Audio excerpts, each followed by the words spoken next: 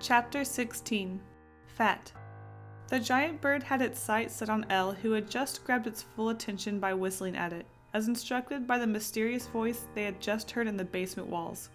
According to what the voice said, the bird should follow their every word when whistled to. Elle wasn't sure how to talk to a bird, as they had never done it before, but they had no other plans on getting out of this giant's scary house. Elle took a step back as the bird gazed down at them. They felt uncomfortable. Could they really trust this bird to do what they wanted? Would it not just take them straight to the giant and be put back into a bottle in the basement?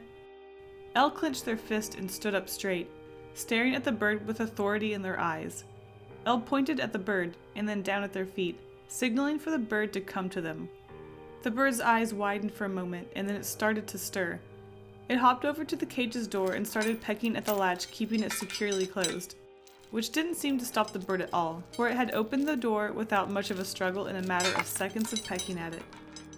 It stood on the edge of the cage and stretched out its long and feathery wings, stretching out at least 5 feet, well, giant feet, and then gracefully and quietly soared to the floor and landed in front of Elle, looking at them with full attention, awaiting its next command from the small child.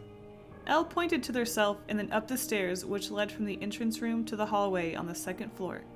The bird lowered its head and Elle climbed onto its neck without hesitation, grabbing onto a ruffle of feathers and tugging at them to signal to the bird that they were ready for takeoff. Meanwhile, Anthea sat on Elle's shoulder, looking speechless and impressed. She didn't feel the need to interject from the moment Elle decided to climb the rope to the 1st floor of the house. It was as if Elle had suddenly grown up in front of her eyes. They were a completely different kid than when she first met them, crying in the cave just a couple of days before. It concerned her that such a young child was being exposed to such horrors and adventure at a young age. She didn't want them to be influenced in a negative way. She didn't want Elle to get used to violence and think nothing of it. But at the same time, they were learning to be independent and taking care of themselves.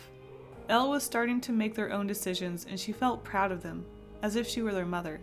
She smiled, watching Elle take control of the bird as it spread its wings and took off. The bird glided up the stairs faster than they would have managed on their own. Each step was like a 4-story building to their small size. It would have taken a whole day for them to make their way up that height. They ascended to the 2nd floor within seconds, and Elle tugged on the bird's feathers to the right, causing it to sharply turn the corner. Spotting the first door that the voice told them to find, Elle lightly pulled back on the bird's feathers, causing it to rear back and land softly and quietly in front of the room. Elle leaned forward and gave the bird a pat on its head and hopped off onto the floor with a soft thud.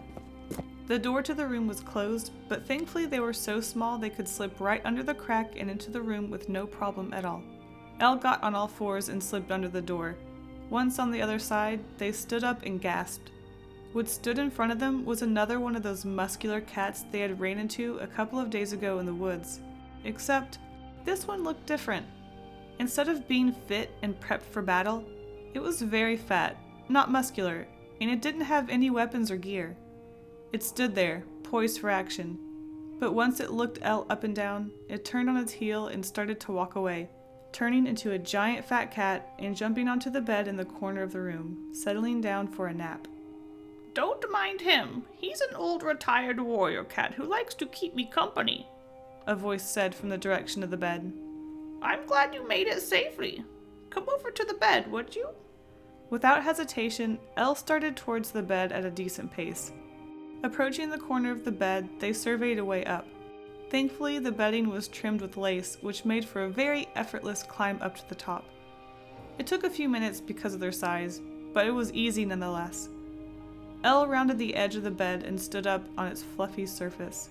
What they found next to them was the fat cat, which was already sound asleep, and at the head of the bed was the face of another giant, smiling back at Elle.